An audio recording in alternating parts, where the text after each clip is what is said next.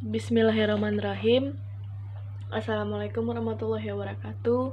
Puji syukur kita panjatkan kehadiran Tuhan Yang Maha Esa, yang mana pada kesempatan kali ini Miss bisa menyampaikan beberapa video materi. Nah, ini Miss sengaja buat video seperti ini biar anak-anak Miss bisa melihat ya anak-anak Miss. Nah, jadi yang pertama itu anak Miss, pada pertemuan kedua ini kita akan bahas tentang konsep hak dan kewajiban. Nah, selanjutnya kita akan membahas tentang hak. Oke, hak itu apa dan kewajiban itu apa? Nah, hak itu apa? Hak itu adalah segala sesuatu yang kita terima. Sedangkan kewajiban ini adalah yang kita keluarkan. Oke, Miss kasih tanda ya.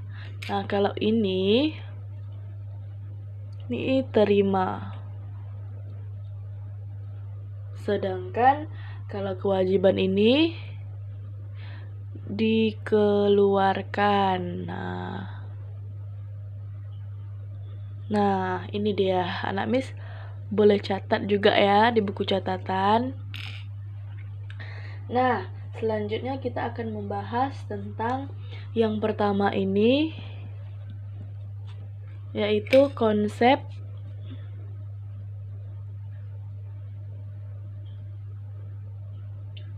hak asasi manusia. Maaf ya, tulisan Miss mungkin agak kurang bisa kalian baca. Nah, jadi yang pertama ini kita akan bahas satu konsep hak asasi manusia. Oke. Nah, apa itu HAM? Nah, jadi HAM itu adalah hak dasar yang dimiliki oleh setiap manusia dan tidak dapat diganggu-gugat. Nah, itulah tadi pengertian dari HAM. Selanjutnya, sejak kapan sih HAM itu dimiliki oleh manusia? Ada yang tahu? Nah, sejak kapan? Nih, sejak kapan HAM itu dimiliki oleh manusia?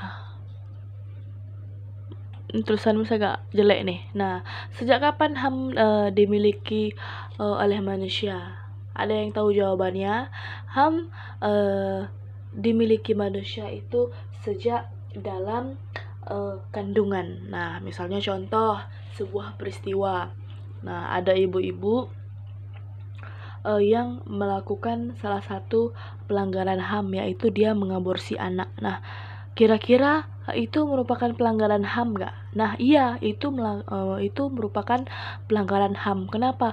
Karena dari pengertian HAM ini, dari pengertian konsep HAM ini, kalian sudah lihat bahwa HAM itu adalah hak dasar yang dimiliki oleh setiap manusia dan tidak dapat diganggu-gugat. Kapan HAM itu dimiliki manusia? Itu sejak dalam kandungan. Berarti ketika ibu itu mengaborsi anaknya, nah, ibu itu sudah sudah mengambil hak anak dalam cabang bayi tersebut. Hak untuk apa? Hak untuk hidup.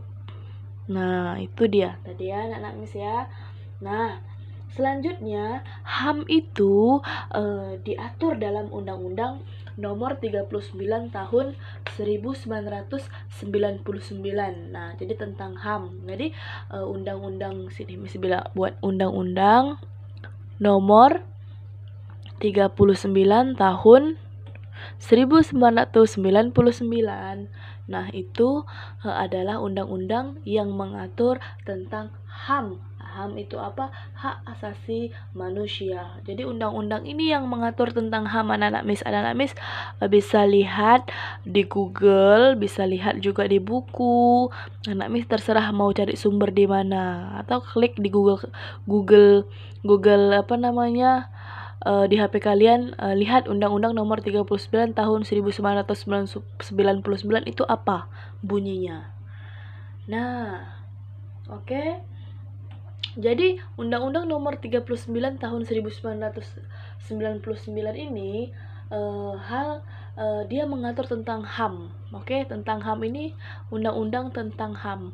Oke, apa yang diatur dalam pasal-pasal ini? Yang pertama, HAM yang diatur dalam undang-undang ini yang pertama itu adalah yang pertama satu. Nih, hak untuk hidup. Yang kedua, hak untuk berkeluarga.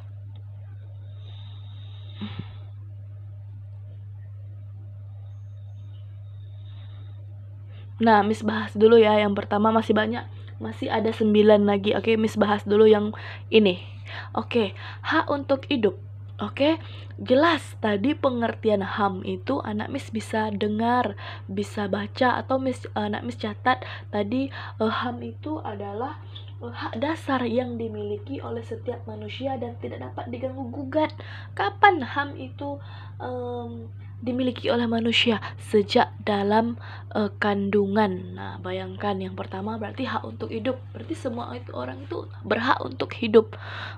Jadi ketika contoh salah satu peristiwa yang Miss contohkan tadi, ada ibu-ibu yang mengaborsi anaknya, berarti dia melakukan kasus pelanggaran HAM, yaitu apa?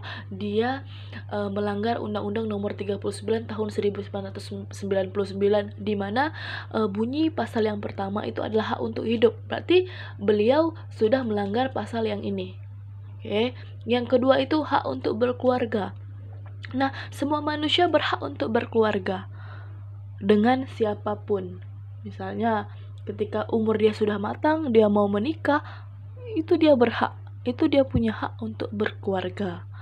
Nah, selanjutnya yang nomor 3 ini adalah hak untuk mengembangkan diri. Nah, mengembangkan diri. Nah, oke.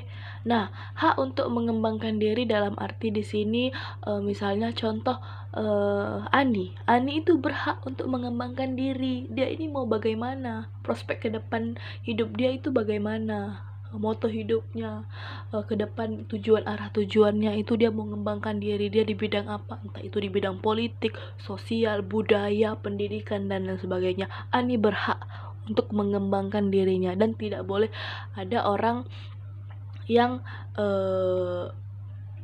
tidak memperbolehkan Ani untuk mengembangkan dirinya. Nah, kenapa? Karena sudah ada dalam pasal Undang-Undang Nomor 39 Tahun 1999. Ini undang-undang secara resmi dikeluarkan oleh pemerintah tentang HAM.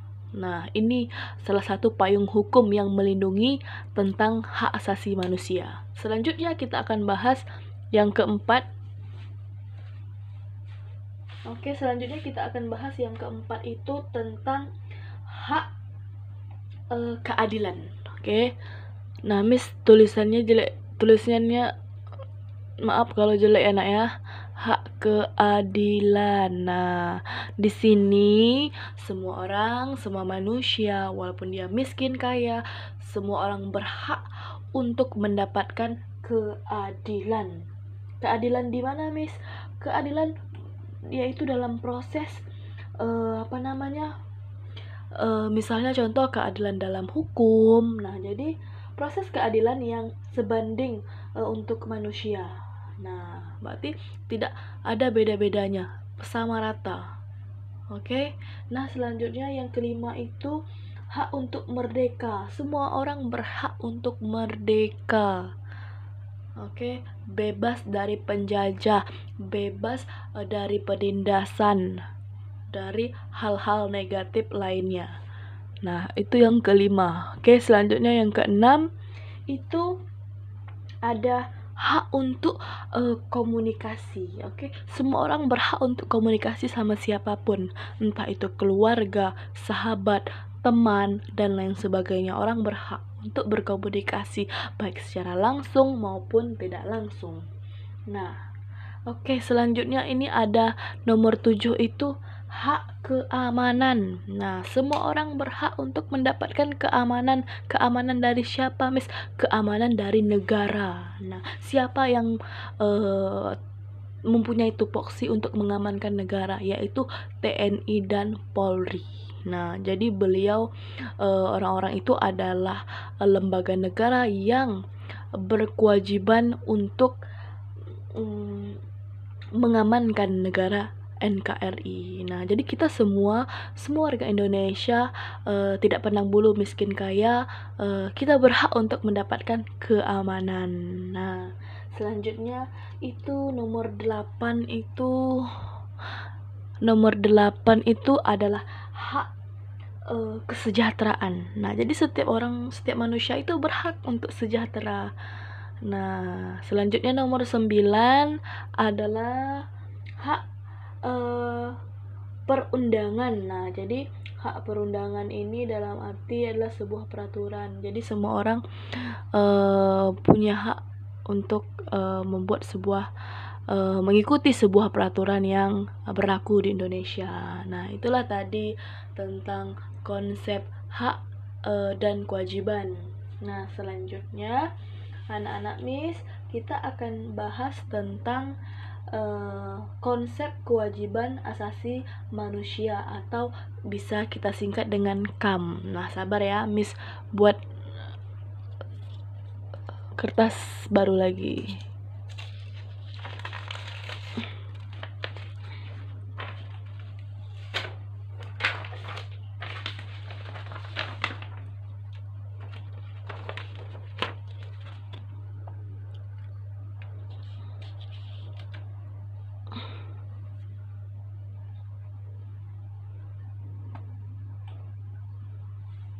Oke, nah selanjutnya konsep yang kedua kita akan bahas tentang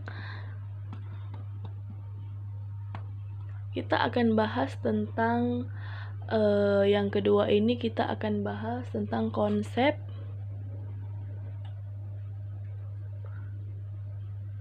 kewajiban asasi manusia atau kita singkat dengan KAM ya anak-anak Miss ya, yaitu konsep kewajiban asasi manusia. Ini dia, ini akan kita bahas tentang KAM, yaitu kewajiban asasi manusia. Nah, selanjutnya kita akan bahas segala sesuatu yang diwajibkan atau dilakukan oleh setiap manusia sebagai makhluk hidup. Ada kata-kata nih ya Miss tulis, apa itu KAM? KAM itu adalah segala sesuatu yang wajib dilakukan setiap manusia sebagai makhluk hidup. Nah, di sini Miss garis bawahi ya. Ini wajib dilakukan setiap manusia. Oke, berarti KAM itu apa? Adalah segala sesuatu yang wajib dilakukan setiap manusia sebagai makhluk hidup. Nah, oke anak-anak Miss tolong catat ya. Nah, selanjutnya, apa sih kaitan HAM dan KAM?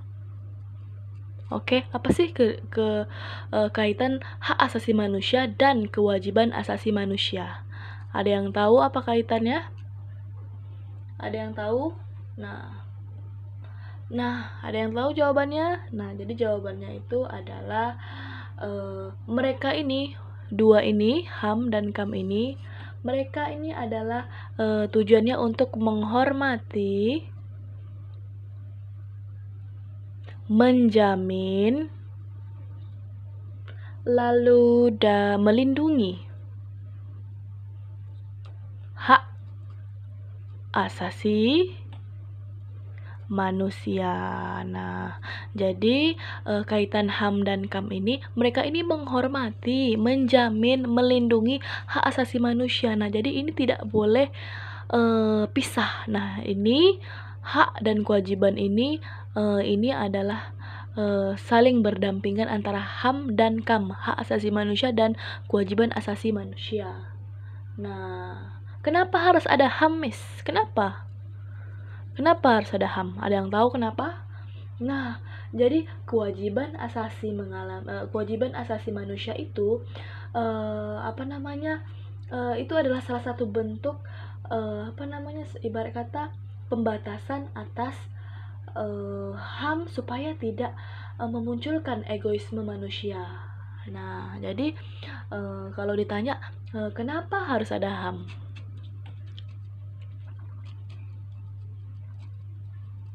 Nah, kenapa? Karena kewajiban asasi manusia adalah bentuk pembatasan atas HAM supaya tidak memunculkan egoisme manusia. Jadi HAM dan KAM ini saling berdampingan. Nah, hak asasi manusia dan kewajiban asasi manusia. Nah, kenapa harus ada kewajiban dan hak, supaya apa? Nah, jadi kewajiban asasi manusia ini adalah salah satu bentuk pembatasan atas HAM supaya tidak memunculkan egoisme. Nah, misalnya contoh, Ani ini dia bekerja sebagai guru di SMA Pelita Utama. Kewajiban Ani ini apa? Kewajiban Ani ini dia mengajar, membimbing siswa, lalu dia memberi motivasi, lalu dia melayani siswa dalam bidang pendidikan. Nah, itu kewajiban dia sebagai guru. Kalau itu kewajiban dia sebagai guru. Sedangkan hak dia sebagai guru apa? Nah, jadi hak dia itu sebagai guru adalah mendapatkan upah atau mendapatkan honor dari yayasan atau dari pemerintah, karena Ani ini telah mengabdikan hidupnya untuk sekolah, yayasan, atau negara Indonesia. Nah, itulah tadi, makanya makanya HAM dan KAM ini dia harus berdampingan. Nah, agar tidak memunculkan egoisme di dalam masyarakat. Nah, selanjutnya HAM dan KAM itu saling berjalan bersama, harus saling melengkapi. Itu tadi kan Miss, ini tidak boleh, dua ini tidak boleh pisah. Jadi HAM dan KAM ini tidak boleh pisah, dia harus saling berdampingan. Nah, paham kira-kira di sini? Mungkin pertemuan kedua ini sampai di sini dulu. Selanjutnya nanti pertemuan ketiga ya anak-anak Miss. Terlebih terkurang Miss mohon maaf. Wabillahi taufiq wal hidayah. Wassalamualaikum warahmatullahi wabarakatuh. Tetap semangat, tetap selalu berdoa, selalu yakin bahwa pandemi ini akan berakhir. Tetap di rumah, jangan lupa jaga kesehatan. Jaga dirimu, jaga orang tuamu, jaga keluargamu agar supaya terhindar dari virus corona dengan berdiam diri di rumah. Tetap semangat. Semoga semua makhluk hidup di dunia ini dilindungi oleh Tuhan Yang Maha Esa. Amin amin ya rabbal alamin. Selamat pagi semuanya.